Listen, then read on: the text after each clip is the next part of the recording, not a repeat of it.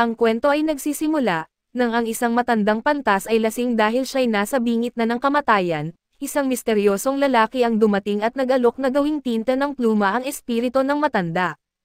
Agad na pumayag ang matandang pantas, uminom muna siya sa tubig na ibinigay ng lalaki at sumulat ng tula bago siya naging isang pluma. Sinubukan hulihin ng misteryosong lalaki ang Green Lotus na pluma, kaso tinanggihan siya nito at mabilis na umalis. Makalipas ang ilang panahon ay nakilala natin si Luo, sobrang nababagot sa kanyang klase tungkol sa sinaunang sibilisasyon ng China, nang bigla siyang tinawag para sumagot sa isang tanong.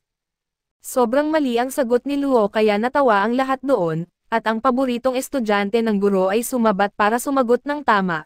Siya ang tunay na sipsip sa guro dahil pinipilit niyang mag-sorry si Luo sa guro at tumanggi siya ng may pagka-agresibo, at nasagi niya ang tasa ng guro sa kanyang lamesa na nagdulot ng gulat sa lahat. Pero mabilis ang galaw ni Luo na parang Spider-Man, at nakatch niya ang tasa at nagtataka si Luo kung sino ba ang tunay na tanga, pero agad siyang nahiya nang maputol niya ang pluma ng guro. Nasa malaking gulo si Luo dahil paborito iyon na pluma ng guro at dinala siya sa opisina ng prinsipal at sa daan, nalaman natin na ang lalaking pabida sa guro ay si Zhang, at kinamumuhian siya ni Luo dahil si Zhang ang tipo ng tao na nagmamataas sa sarili sa pamamagitan ng pag-look down sa iba. Sa opisina ng prinsipal ay humingi ng paumanhin si Zhang dahil sa pagkalala ng sitwasyon, yamang siya ang nagmo-monitor ng klase, subalit naiintindihan ng prinsipal ang lahat at iba naman ang pagtrato kay Luo, pinagalitan siya ng prinsipal at sinabihan na mag-impake na lang ng kanyang gamit at umuwi. Binanggit ng guro kung gaano kakaiba at espesyal ang kanyang pineapple brush ink.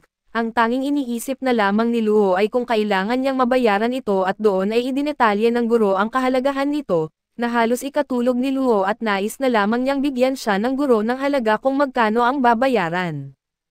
Ang pangalan ng guro ay Mr. Zhu, at ikinagulat ng lahat nang sabihin niya kay Lu na kailangan lang niyang makahanap ng eksaktong kaparehong pluma at magiging patas na sila. Di makapaniwala dito ang prinsipal pero ipinaliwanag ni Mr. Zhu na ang isang mahusay na guro ay nagtuturo, hindi nagpaparusa. Sinabi niya na may 4 na birtod ang mga pluma, kaya maraming matututunan si Lu sa paghahanap nito ng kapalit at makakakuha si Mr. Zhu ng kanyang pluma at matututo pa si Lu, kaya't parehong panalo. Ang paghahanap ng pluma ay mas mabuti kaysa sa matanggal sa paaralan, kaya pumayag si Lu na gawin ito. Kaso lang pinagsisihan na niya ang desisyong ito dahil napuntahan na niya ang 10 iba't ibang flea market nang hindi makakita ng kahit isang pineapple brush.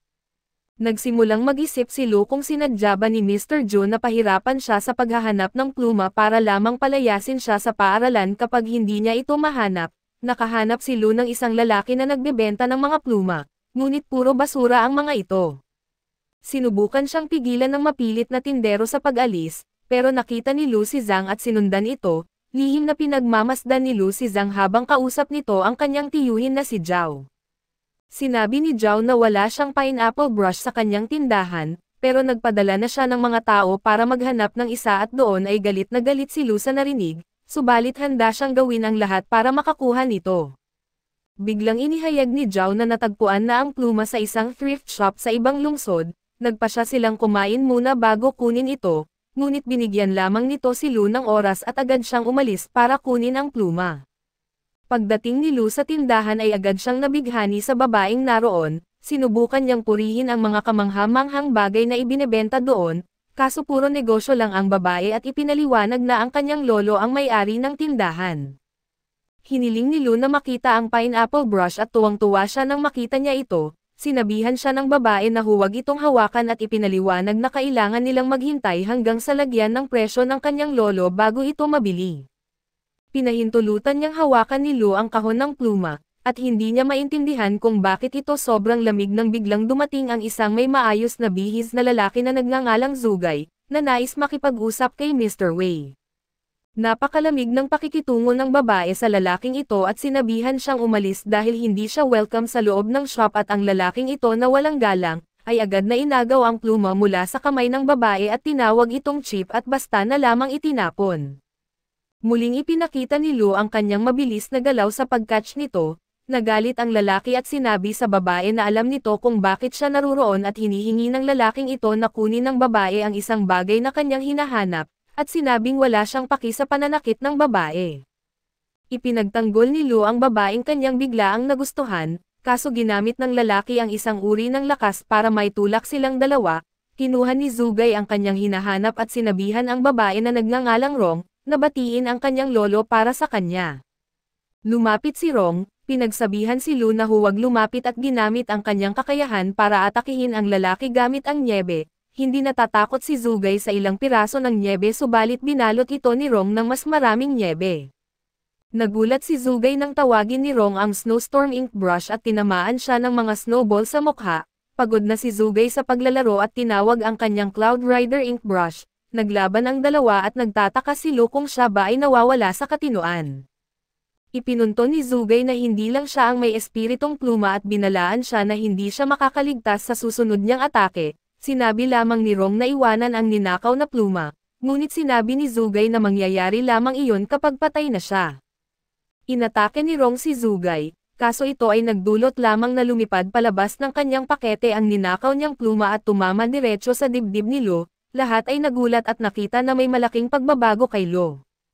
Sinubukan ni Zugay na wasakin siya, pero hindi kayang masabayan ni Zugay ang bagong bilis ni Lu at sinubukan ni Zugay na gamitin ang isang kakayahan kaso lang parang madali itong napigilan ni Lu. Tumalon si Rong para umatake, pero agad itong na-counter ni Zugay.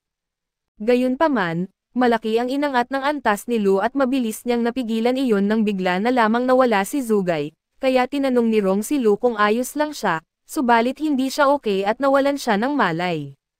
Nang magising si Lu, natagpuan niya ang kanyang sarili sa isang kakaibang lugar at suot ang kakaibang damit at iniisip niyang napakaganda ng lugar, ngunit hindi nagtagal ito dahil nahulog siya mula sa bangka.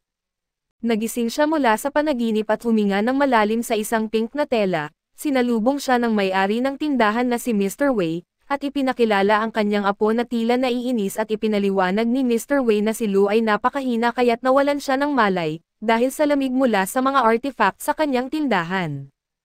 Ayos naman ang vital signs ni Lu, pero naalala niyang nakipaglaban si Rong gamit ang mga nyebe at snowstorm at may ink brush na tumusok sa kanyang dibdib kaya iyon ang tunay na dahilan kung bakit siya nawalan ng malay, hindi dahil siya ay mahina. Tumawa si Mr. Wei at ipinaliwanag na imagination lamang niya iyon na parang isang baliw, at binago ng matalino matandang lalaki ang usapan sa pamamagitan ng pagpapahiya kay Lu dahil sa pagkakaroon ng imagination tungkol kay Rong, at pinaalalahanan siya na naroon siya para mamili. Nagtanong si Lu tungkol sa pineapple pen, ngunit labis siyang nagulat nang malaman na ibinente na ito ni Mr. Wei sa isang lalaking nagngangalang Zhang at doon ay umalis si Lu na lubos na nadismaya. Ngunit kinilala ni Mr. Wei na siya ang may pananagutan sa aksidente at nag-alok na bigyan si Lu ng ibang ink brush bilang kabayaran. Ipinaliwanag ni Mr. Wei na mas mahalaga ang ink brush na ito kaysa sa gusto niya, at nagsimulang magtaka si Lu kung talaga bang imagination niya lamang ang lahat, samantala ay makikita natin na isang babaeng nakasuot ng pulang damit ang naglilibot at lihim na pumunta sa isang restricted area na naghahanap ng isang bagay. Nahuli siya ng isang lalaki at ipinaliwanag na bawal siya sa pribadong bahay, pero sinabi lamang ng babae na naghahanap siya ng banyo at di alam ng lalaking iyon kung sino ang nakatira doon dahil empleyado lamang siya. Binigyan niya ang babae ng mapa at sinabihan na umalis, kaso nag-selfie muna ito sa harap ng gate bago bumalik at pabalik kay Lu. Talagang nagsimula siyang mag-isip na baka imagination lamang ang lahat at lalo na't kung totoong may tumusok na pluma sa kanyang dibdib, hindi siya dapat nabubuhay ngayon. Nabigla siyang may isang lalaking lumabas sa toilet at agad siya na umalis habang labis na nalulungkot dahil hindi niya nakuha ang pineapple ink brush pero gayunpaman, naalala niya na ang pinakagusto ng kanyang guro ay matuto siya ng isang bagay. Bukod pa dito ay may mas magandang brush na siya ngayon, kaya may pag-asa pa rin na hindi siya mapaparusahan at doon ay pumunta siya kay Mr. Zhu, at naisip na baka makakuha siya ng simpatsya kung idaragdag niya ang malungkot na twist sa kanyang kwento tungkol sa ink brush. Nasalubong ni Lu si Zhang at nag-alala na baka sirain nito ang lahat, ibinigay ni Zhang kay Mr. Zhu ang pineapple pen na binili niya, at labis itong ikinabilib ng guro at sinabihan ni Zhang si Lu na dapat siyang matuto kung paano maging isang pambihirang estudyante, at handa si Zhang na pakinggan ang dahilan ni Lu kung bakit wala siyang dala na pluma. Subalit natawa na lang si Lu at inihayag na may dala nga siyang isa at sa una, inisip ni Mr. Zhu na hindi espesyal ang pluma dahil sa kahon nito, ngunit lubos siyang nagulat nang mapansin niya ang isang bagay tungkol sa pluma na dala ni Lu. Excited na sinubukan ito ni Mr. Ju at namangha sa lahat ng aspeto nito, habang natawa naman si Lu sa effort at ginastos ni Zhang at pagkatapos, binanggit ni Zhang ang 4 na biltod ng isang ink brush na kung saan ito ay net, sharp, plump at durable. Tumawa si Lu sa kanya dahil simpleng mga salita lamang ang mga ito, at nagbigay siya ng mas malalim na paliwanag tungkol sa mga biltod at namangha si Mr. Ju kay Lu at hindi niya maintindihan kung paano niya nalaman ang mga bagay na iyon. Ipinaliwanag ni Mr. Ju na ang ink brush na dala ni Lu ay higit pa sa 4 na biltod, binanggit niya ang isang lumang tula na nagsasabing habang ang iba ay lumalaban gamit ang espada, may iba na lumalaban gamit ang pluma na kasing tulas ng espada. Sa bagay na ito, nakumpleto ni Lu ang tula at nagtaka kung imagination lamang ba ulit iyon at sa kabuuan, labis na nasiyahan si Mr. Ju sa pluma at sa natutunan ni Lu, at sa gabing iyon ay naglaro si Lu sa isang internet cafe. Nakatanggap si Lu ng mensahe na nagsasabing hindi niya dapat sayangin ang kanyang mga talento, at hindi siya makapaniwala na kaya niyang basahin ang sinaunang pagsulat. Nang bigla na lang ilang lasing na lalaki ang nagsimulang mangabala sa may-ari ng kafe na si Yan, nagagalit ang isa sa mga lalaki dahil nakikipag-usap si Yan sa kanyang kasintahan, kaya handa na ang buong barkada na turuan si Yan ng leksyon. Kaso hindi alam ng mga ito na mahusay sa pakikipaglaban si Yan at wala siyang takot. Tumulong si Lu kay Yan dahil outnumbered ito, at medyo nagulat si Yan na mas mabuting kaibigan pala si Lu kaysa sa inaakala niya. Hindi pa sila matagal na magkakilala, pero binanggit ni Lu na tinulungan siya ni Yan na makakuha ng mas maraming credits kamakailan para makapaglaro pa, bagamat outnumbered sila, napunta si Lu sa isang masamang sitwasyon, ngunit biglang may lakas na lumabas mula sa kanyang katawan. Nakakagulat na nakakapag-teleport si Lu sa ere, at pati siya ay nagulat dahil hindi niya alam kung ano ang nangyayari sa kanya. Sinubukan ng grupo ng mga lasing na lalaki na habulin na lang si Yan, subalit bigla na lang nag-teleport si Lu mula sa kisame at bumuhos ng suntok sa kanilang lahat. Tumakas ang mga lalaki, at hindi makapaniwala si Yan na itinago ni Lu ang kanyang superhuman na kakayahan sa pakikipaglaban. Gusto niya na pag-usapan ang ilang bagay, kaso pagod si Lu at kailangan ng pahinga. Ngayon ay sigurado na si Lu na hindi siya nagguni-guni, naging excited siya dahil kaya niyang basahin ang mga sinaunang karakter at maglabas ng kakaibang kapangyarihan sa pakikipaglaban. Hindi makapaniwala si Lu na nangyayari ito sa tunay na buhay at nagpasya siyang tawagin ang kanyang sarili na Ink Brush Ranger. Iniisip niyang dapat siyang pumili ng mas magandang pangalan ngunit nakatulog siya sa halip. Nagising si Lu sa pagkarinig sa isang kakaibang lalaki na bumibigkas ng tula. Nabahala siya sa matandang lalaki, pero tunay na nagising siya ngayon. Umuwi siya at nagpasya na kailangan niyang bumalik sa thrift shop para maghanap ng mga sagot. Bigla niyang narinig na may tumatawag sa kanyang pangalan at natuklasan niya na ito ay isang uri ng kakaibang halimaw. Ginawa ni Lu ang lahat para makatakas, kaso naabutan siya nito at pinakalma niya ang kanyang sarili sa pag-alala na mayroon siyang superpowers. Ngunit hindi gumana ang mga ito at nagsimula siyang mag-alala kung ito na ba ang katapusan ng kanyang buhay. Sa ibang lugar, mabilis nating nasilayan ang babae na nakapula habang pinatumba niya ang guard sa pasukan sa lugar kung saan siya dati pinalayas, at pabalik kay Lu, malapit na siyang mamatay sa kamay ng isang nakakatakot na demonyo at dumaan sa kanyang isip ang lahat ng kanyang pagsisisi na hindi pa siya nakakapag-date ng babae o naging bayani na itinadhana para sa kanya. Biglang nababalot ng yelo ang halimaw at hindi makapaniwala si Lu na siya ay buhay pa. Si Rong pala ang sumagip sa kanya at agad nitong hinanap ang ink brush na ibinigay sa kanya. Galit na galit si Rong nang malaman na ibinigay niya ito at pinakawalan niya ang kanyang galit sa pamamagitan ng pagyayelo sa demonyo.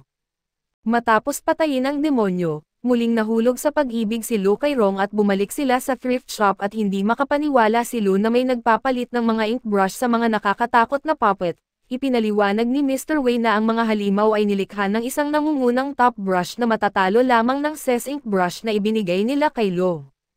Hindi makapaniwala si Mr. Wei na basta na lang ibinigay iyon ni Lu at sinabi na hindi sana siya nabuhay ngayon kung hindi lang dumating si Rong. Mabilis na binanggit ni Lu na niloko siya nila tungkol sa lahat, at sinabi ng matandang lalaki na niloko niya lang siya, para protektahan siya. Ipinaliwanag ni Mr. Wei na isang ordinaryong tao lamang si Lu, kaya dapat niyang subukang huwag pansinin ang kanyang nakita at mamuhay ng normal na buhay. Labis na nasaktan si Lu sa narinig at ipinapaalala na siya ang sumagip kay Rong mula kay Zugay noong isang araw.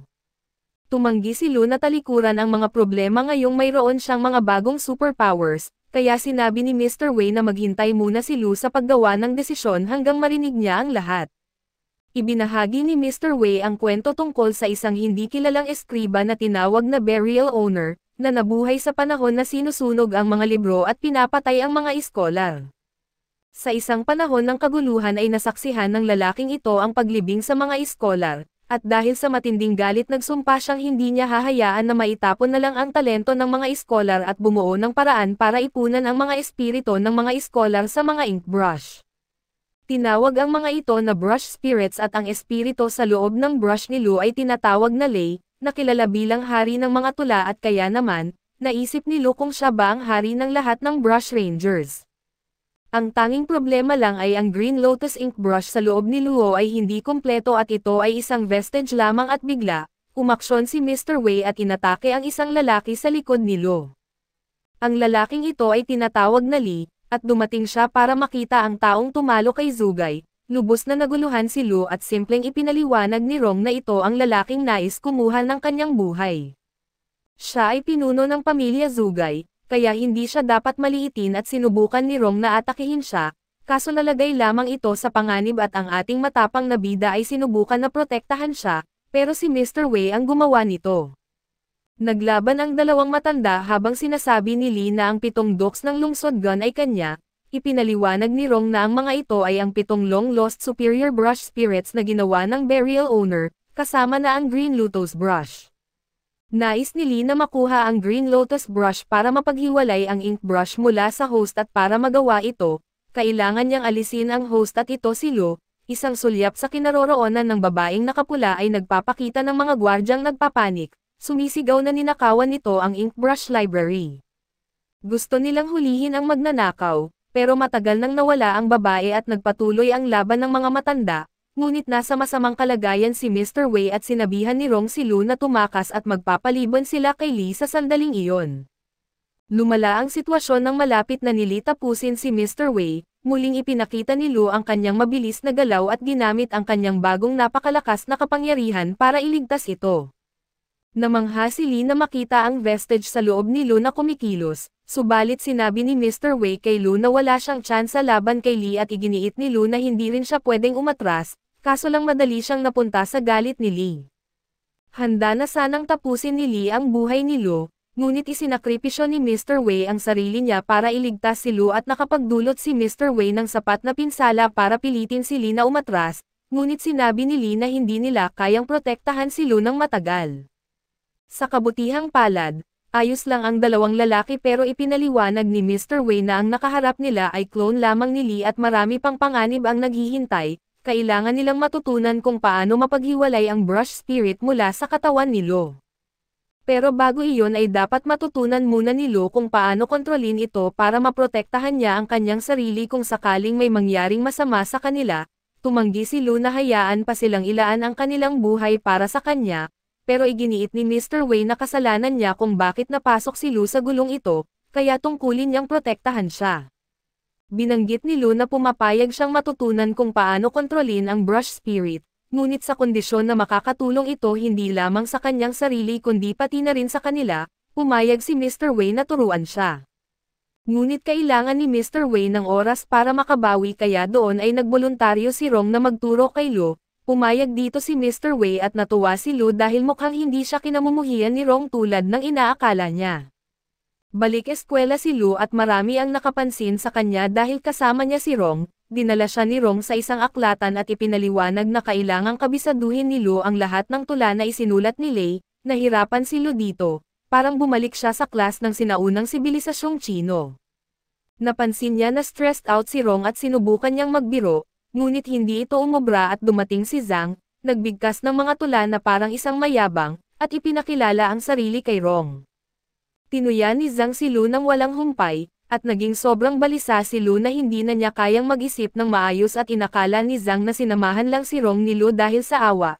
Ipinaliwanag niya na si Lu ay isang sakit sa ulo na muntik nang matanggal sa eskwelahan, kaya pinayuhan niya si Rong na iwasan ito. Nagsimula nang sumali ang iba pang mga estudyante sa pang-iinsulto, Ngunit sapat na ang narinig ni Rong at itinuro niya na nagyayabang lang si Zhang at dapat niyang matutunan kung paano magpakumbaba.